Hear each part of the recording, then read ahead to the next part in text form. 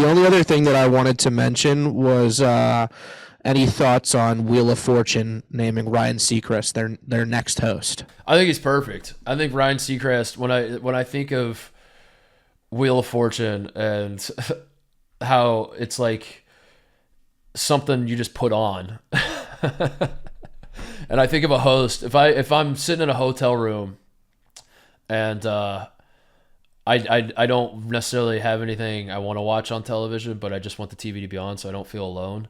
The voice I just feel like is on my television is probably Ryan Seacrest. I feel like Ryan Seacrest. It's like Ryan Seacrest and Maria Menounos just seem to always be on like every like they. I don't know what's in their contract, but like Maria Menounos. I'm pumping gas at the gas station and I see her face and she's like, here are the top 5 stories in pop culture today. And then you go to the movie and like before the preview starts, she's there. And I feel that way about Ryan Seacrest. It's like he's just everywhere. He's somehow allowed to be on every network at all times. He's allowed to do everything. And so for that reason, I think it's a good hire because like that's what Wheel of Fortune is too. I don't know what network is Wheel of Fortune on. It's like syndicated. Depends on the market, right? For me at least, it's right after Jeopardy. Yeah, but it's like some I think in some markets that's like CBS.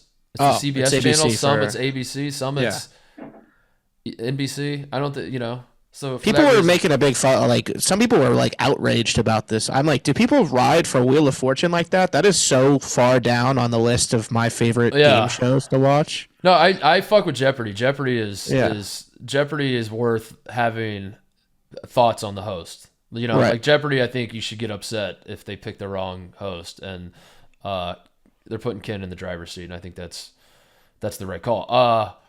But Wheel of Fortune, I can't imagine. Yeah, I do. It's pointless. Pat Sajak is kind of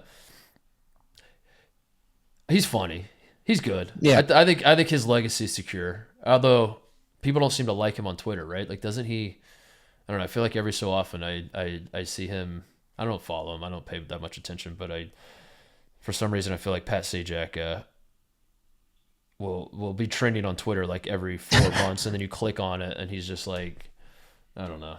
He's got one of the probably the most comfy lives ever doing that show. Because as far as I know, he doesn't do anything else, and they shoot that show on like a seasonal rotation. So they'll shoot for like a week and a half or 2 weeks, and they'll shoot like the next 6 months of episodes, and then they'll come back and then do it again like a couple times a year, and that's all. That's it. That's the work.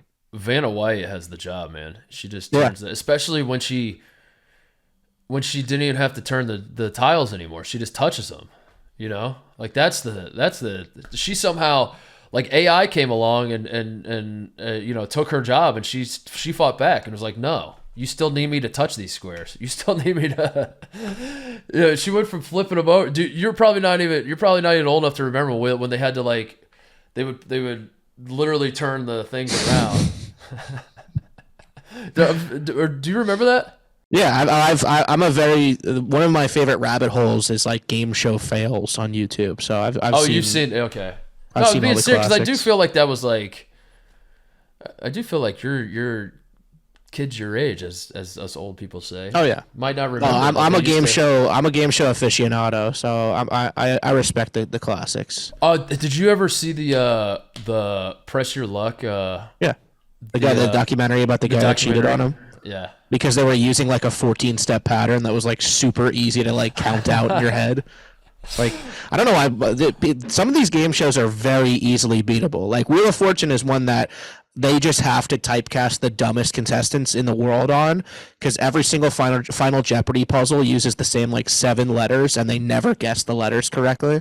Because they give you RSTLNE, and then they give you 3 consonants and a vowel. Watch Wheel of Fortune after listening to this episode. I guarantee you that they guess like C, D, H, and A. It's like every single episode they guess that. And then there's always like a Z or a P or a J in the final puzzle.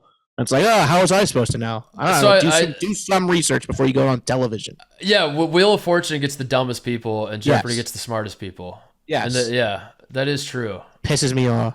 Should be wasn't my money. Wasn't there a similar documentary about Price is Right? Like some guy like memorized like every price of everything. There was one person on Price is Right that got the Showcase Showdown price exact down to like the dollar. It was like 51,374, and he got it bang on. So they immediately assumed that he was cheating. I don't think that there was ever like a conclusive way to prove that, other than the fact that he had like been to shows in the past or something, which is not supposed to be allowed. That show, that's my number one that I want to go on one day, is Price is Right, because I feel like I'm very, very good at that for some reason, just from having watched so many episodes, that I think that I would crush on it. Yeah. And the way that they selectively choose, it's not random who gets to come on down and play on that show, which I find super interesting. Every single person before they walk in gets interviewed.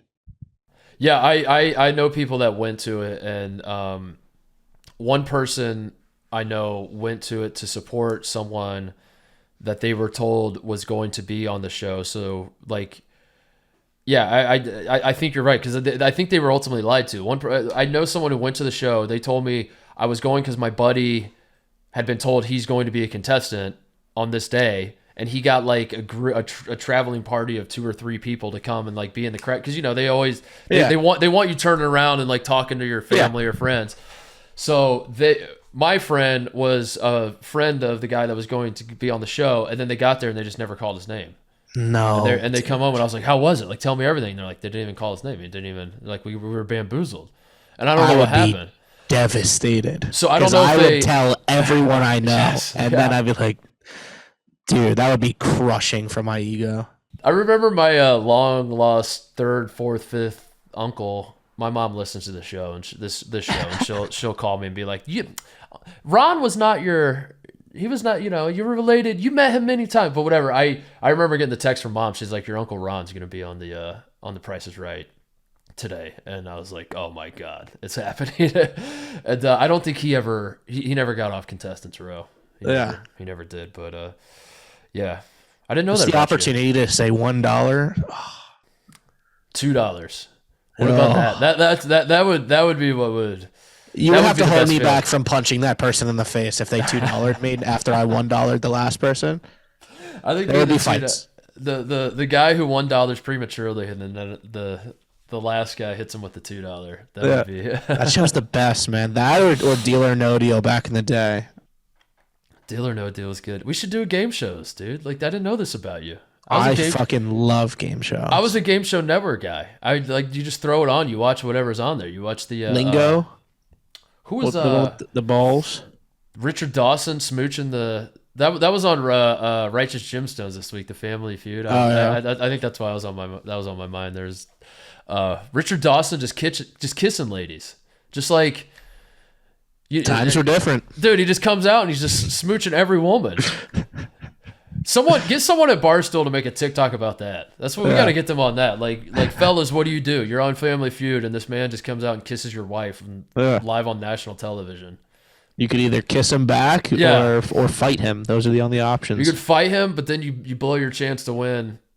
What was the grand prize back then? Like $10,000. It was probably just like a washing machine or something. A washing machine. Wheel of Fortune used to have like the prize row where you just pointed at stuff and you're like, I'll take the statue of the Dalmatian, and it was like $600. I knew I became out of touch and way too Hollywood when I would watch Price is Right, and I would say to myself, I don't even want that shit, Yeah. It was like I found those shows. I had like bronchitis in like 5th grade or something, so I was home for like a week and a half, and I just watched like Price is Right during the day, then fell asleep, woke up at like 11 p.m. and watched Conan O'Brien at night, and I was like, these are the best shows on TV, and I've never seen either of them before. I just remember this was within the last few years when I would watch Price is Right, and they'd just be like, we're playing the what's the mountain climber game, the Yodeler, Cliffhanger. Cliffhanger, that's what it's called, or Plinko. And what are we playing for? A new car, and then the thing opens up and it's like a Toyota Yaris. Yeah. And instead of me being like, oh sick, they're playing for a car, I'm like, I wouldn't even want that. I wouldn't want to win that. It's like a Toyota Yaris, but it doesn't have power windows or air conditioning somehow, and you have to pay for insurance on it, and the cash payout instead is like $600. You know what? Add that to the PMT I did where we're going through signs you're getting old or whatever. Add that to the list. Is you watch Price is Right, and instead of just being like, oh sick, dude, you get to go to Cancun on a free trip, you're going through your head of like all the bullshit that's attached to this. Of Of like, I'm sure I'm flying coach in the last row and I got to pay for my own upgrade. And I'm sure you're going to put me at the, Well, you got to get yourself to LA to fly there. So if you came here from Nebraska, now you got to go back. Well, that's a sign you're old, is that you go through all that stuff in your head.